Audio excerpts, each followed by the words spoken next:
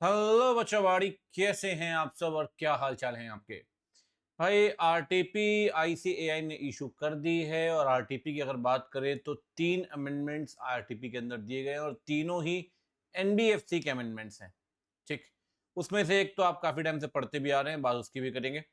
ठीक, पीडीएफ इसका आपको मेरे टेलीग्राम चैनल पे और ऐप पे मिल जाएगा। टेलीग्राम चैनल का लिंक यहाँ पर डिस्क्रिप्शन सेक्शन में दिया हुआ है। ठीक है, आप स्कैन भी कर सकते हैं, सामने क्यूआर कोड भी है। तो भाई क्या कहती है अमेंडमेंट। पहली अमेंडमेंट है अमेंडमेंट नंबर 1। मैंने क्या किया है, अमेंडमेंट और साथ में अमेंडमेंट क्यों लाई गई है, क्या रीजन है उसके पीछे, मैंने हर अमेंडमेंट के पीछे लॉजिक दिया है, रीजन दिया है। तो इस फाइल में आपका अमेंडमेंट भी मिल जाएगा, लॉजिक रीजन क्या है वो मैं समझा तो दूंगा ही, लेकिन मैं लिखूंगा करूंगा इससे बढ़िया मैंने पहले ही सब सारी बातें लिख भी दी आपके लिए। ठीक है, पहला अमेंडमेंट है एनबीएफसी एमएफआई। एमएफआई मतलब होता है जी जो आपके लोन्स वगैरह लैंडिंग करते हैं माइक्रो फाइनेंस नेचर के, माइक्रो फाइनेंस लोन। तो बेसिकली ये एक नॉन डिपॉजिट टेकिंग एनबीएफसी है जो माइक्रो फाइनेंस लोन देती है। अब सर माइक्रो फाइनेंस लोन क्या होते हैं, what is the meaning of micro finance loan. तो ये मीनिंग आप देखें मैंने नीचे दी हुई है।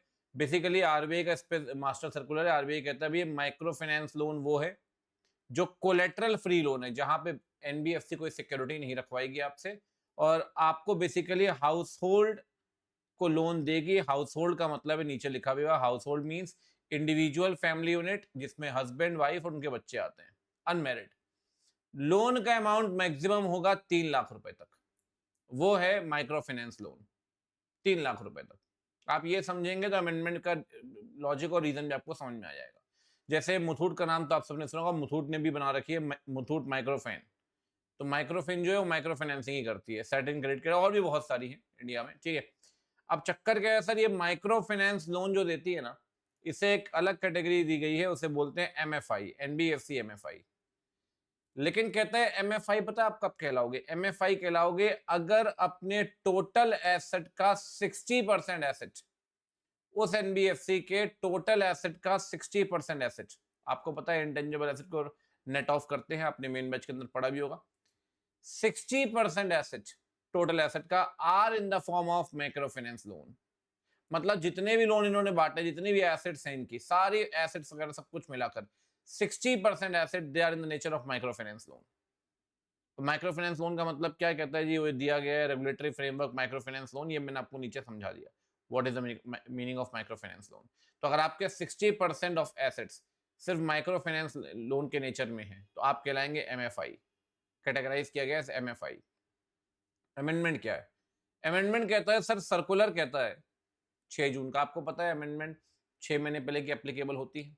ठीक, तो कहता है जी, सर्कुलर कहता है अगर एनबीएफसी एमएफआई अपना क्राइटेरिया फेल कर गई, जो क्राइटेरिया पूरा करना जरूरी है सर, क्या क्राइटेरिया पूरा करना जरूरी है, इसको क्राइटेरिया पूरा करना जरूरी है कि टोटल एसेट का 60% जो है they should be in the nature of micro finance loan, यही क्राइटेरिया है एमएफआई का।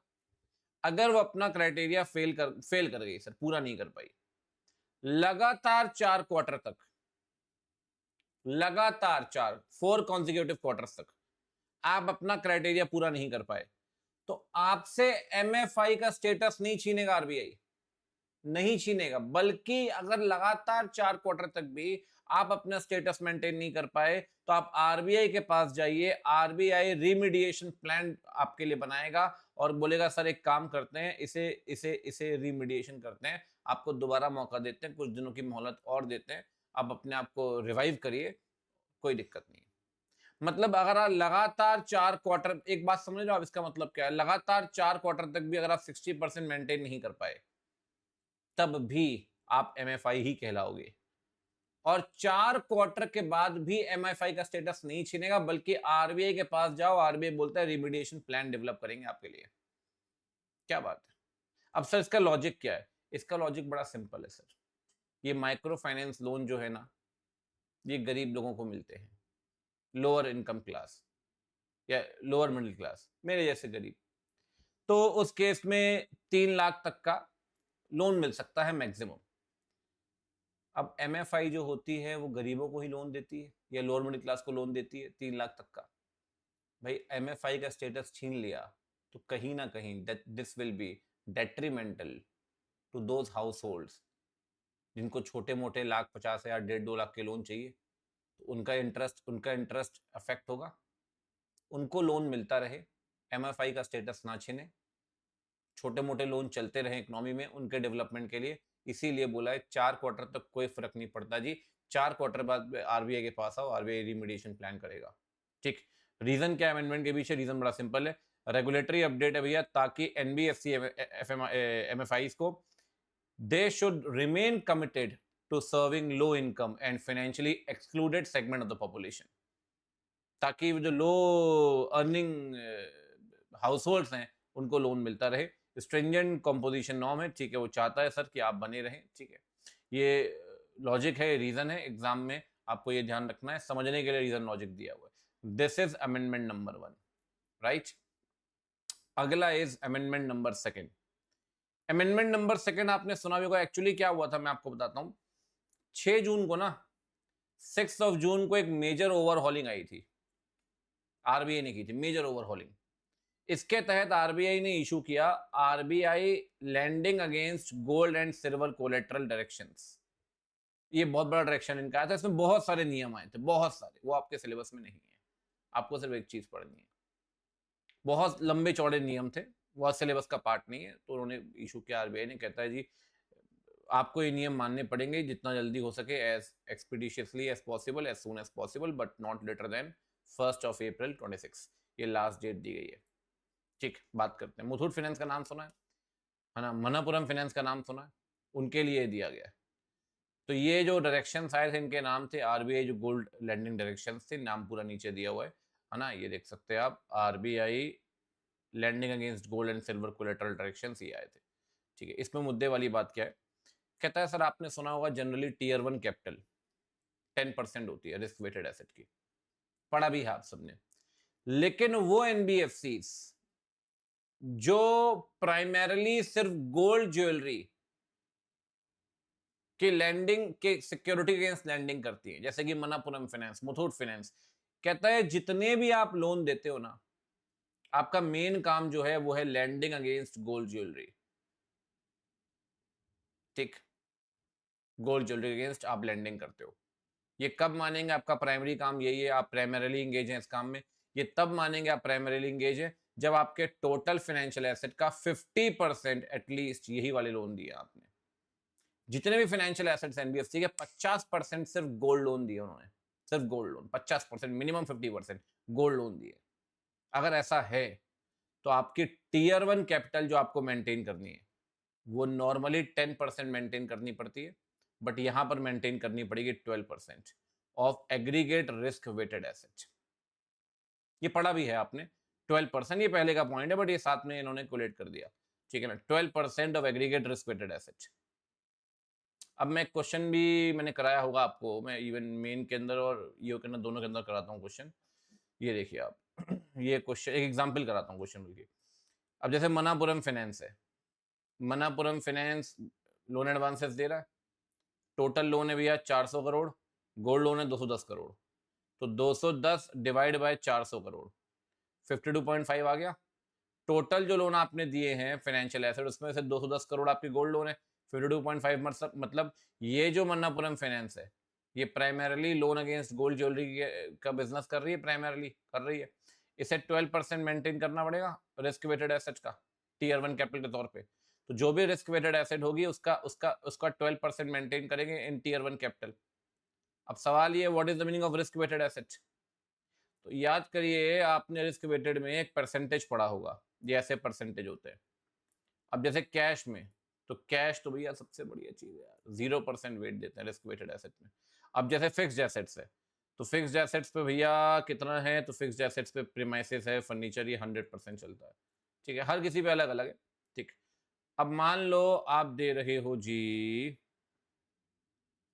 हाँ ये आपकी फिक्स्ड एसेट है, फिक्स्ड एसेट 280 CR की, कैश 20 CR का, फर्नीचर 70 CR के, बॉन्ड भी हैं 30 CR के। अब पहले रिस्क वेटेड एसेट निकाल लें, निकाल लो। फिक्स्ड एसेट कितना है 280 CR का, 100% लगेगा 280 CR, कैश पे 0 तो 0, फर्नीचर फिक्सचर 100 का 70 CR का 70 CR, बॉन्ड का 30 CR का 20% यानी कि 6 CR, टोटल एग्रीगेट कर दिया, कितना आ गया, एग्रीगेट आ गया 56 CR। ये हो गया आपका रिस्क वेटेड एसेट।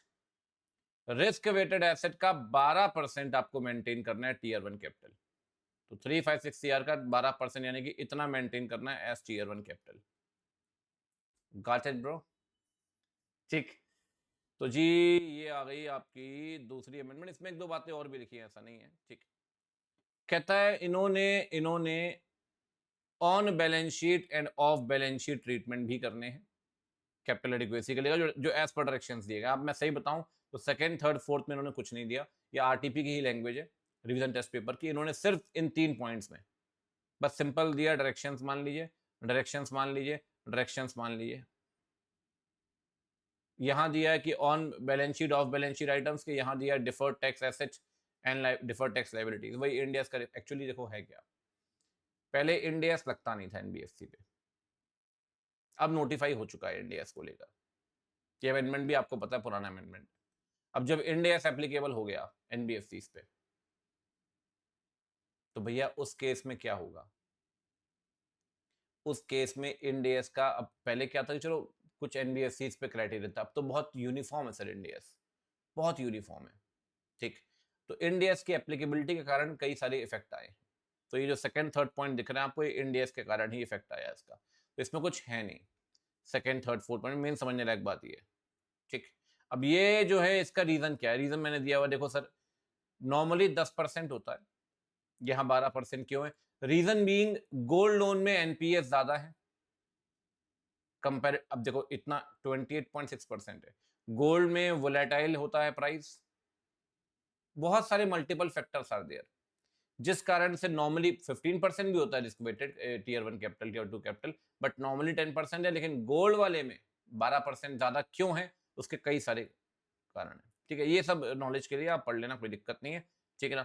इसलिए आरबीआई कहता है हायर कैपिटल रिक्वायरमेंट 12% की मेंटेन करनी है आपको। ठीक है, मैंने आपको मोटा मोटी ओरली समझा दिया, ये नॉलेज के लिए अमेंडमेंट ये है आपको जो दिया हुआ है। ठीक। तीसरा अमेंडमेंट तो बहुत ही बढ़िया है सर, इतना छोटा अमेंडमेंट है, समझ में नहीं आएगा ये अमेंडमेंट भी है क्या। एक्चुअली क्या है, जब रिस्क वेटेड एसेट पढ़ते हैं ना अपन, अभी मैंने आपको दिखाया परसेंटेज 100 0 ऐसे करके, जब आप रिस्क वेटेड एसेट पढ़ते हैं तो वहां लास्ट में एक पॉइंट मिलता है अदर एसेट्स। स्टडी मैट में भी दिया हुआ है अदर एसेट्स, उसमें दिया हुआ है अदर्स, अदर एसेट्स में अदर्स टू बी स्पेसिफाइड, इतना ही दिया है।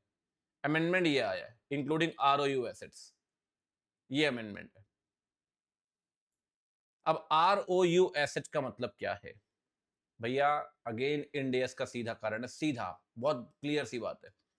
इंडियस 116 आप तो पढ़ के बैठे हैं, चैंपियन है। मैं पहले लॉजिक बता रहा हूं, फिर आपको यहां पे लेके आऊंगा, ठीक है ना? इंडियस 116 क्या कहता है? लीज एग्रीमेंट होगा तो लेसी के लिए एसेट भी है और लाइबिलिटी भी है, क्योंकि लेसी को लीज ऑब्लिगेशन है तो डिस्चार्ज तो करनी पड़ेगी, लीज रेंटल पे करना पड़ेगा, लाइबिलिटी है, लेकिन एसेट भी है। उस एसेट को क्या बोलते हैं? आरओयू एसेट। कहता है सर आरओयू एसेट है तो पहले देखो, आपने फर्स्ट पॉइंट के अंदर क्या पढ़ा था, याद करिए।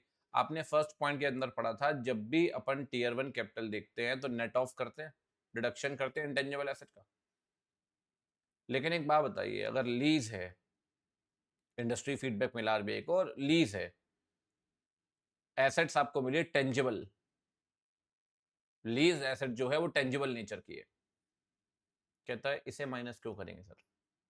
टीयर 1 कैपिटल निकालते वक्त इंटेंजिबल माइनस करते हैं, समझ में आती है। लेकिन अगर लीज एसेट इंटेंजिबल नेचर की है तो सर इसे माइनस ना करके इस पे हम अलग से रिस्क वेट असाइन करेंगे, रिस्क वेट असाइन करेंगे। जैसे फिक्स्ड एसेट में आपने देखा रिस्क वेट असाइन होता है 100। अब अगर टेंजिबल एसेट है तो नॉर्मल टेंजिबल एसेट भी जो ओन्ड है, फिक्स्ड एसेट, उस पे 100 है। तो कह रहा है लीज्ड एसेट, जिसे एसेट मान रहे हैं आप, उस पे भी नॉर्मल जहां 100 है यहां भी 100 मानेंगे। पहले आरओयू एसेट पे वेट असाइन नहीं होता था, पहले बल्कि नेट ऑफ करते थे। लेकिन कहते हैं यार आप नेट ऑफ करो इंटेंजिबल एसेट को, लेकिन टेंजिबल एसेट जो लीज पे सर, उसे क्यों नेट ऑफ कर रहे, उसे क्यों माइनस कर रहे हैं यार? रादर देन डिडक्शन आप उसे रिस्क वेटेड एसेट में जोड़िए और 100% का उसका वेट असाइन करिए। तो कहता है अब डिडक्शन नहीं होगा सर उसका रेगुलेटरी कैपिटल से, rather than instead these assets will be risk weighted 100%। क्योंकि जैसा 100% टेंजिबल एसेट्स पे लगता है, नॉर्मली लगता आ रहा है, वैसा इस पे भी लगेगा। और अल्टीमेटली आरबीआई का ये कहना है भैया जब ये सर्कुलर आ गया और इफेक्टिव है इमीडिएटली, तो जो एनबीएफसीज और asset reconstruction companies Ind AS follow कर रही हैं, उन्हें इंड एएस 116 को कंप्लाई करते हुए यहाँ पे जब वो अपना रिस्क वेट असाइन करेंगे और टीयर 1 कैपिटल निकालने के लिए, तो रिस्क वेट में आरओयू एसेट्स भी जोड़ देंगे। आरओयू एसेट्स पता है ना क्या होती है भाई? सही बात, यूज करो, मीनिंग जनरल मीनिंग दी हुई मैंने। आरओयू एसेट वो एसेट है जहां पे which represent a lessee's privilege to use a leased item जब तक की लीज चलेगी, ड्यूरेशन ऑफ लीज। लेसी को अधिकार, अथॉरिटी मिली है इकोनॉमिक बेनिफिट लेने की from the usage of an asset owned by the other entity. Obvious सी बात, ठीक है। तो ये आरओयू एसेट्स को इन्होंने जोड़ दिया है, पहले ये पॉइंट नहीं था, ये पॉइंट ऐड ऑन हो गया है। ये 3 अमेंडमेंट्स हैं जो इंस्टीट्यूट ने प्रिस्क्राइब किया आरटीपी के अंदर। उम्मीद करता हूं आपको समझ में आया होगा, पूरा डिस्क्रिप्शन के साथ मैंने समझा दिया है, ठीक है। पीडीएफ आप डाउनलोड कर सकते हैं। आपसे मुलाकात होती है अगले वीडियो में। पढ़ते रहिए, फोड़ते रहिए। Bye bye, take care, see you, मिलते हैं।